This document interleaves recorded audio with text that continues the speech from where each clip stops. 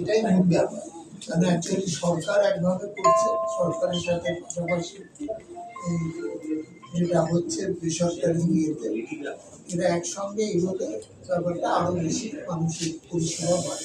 এদিকে নারায়ণ পুরোটাই হয়ে যাবে, এটা আমার মনে হয় ভালো হবে। সার্ভিস ওরিয়েন্টেড সব ব্যাপার, যে যত সার্ভিস দেবে তার তত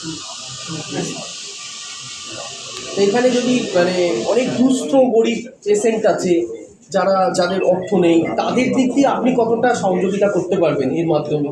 না যেমনি আগেই বলে নিতে যে আমাদের একটা রিকোয়েস্ট আছে, সরকারি হাসপাতাল যে পরিষেবা অনেকগুলো অনেক জায়গায় পৌঁছয়, সেগুলো ওনারা বেসরকারি লেভেলে করবেন। সেখানে এটা এখানে যারা দুস্থ অর্থনৈতিকভাবে অসচ্ছল তাদেরও খানিকটা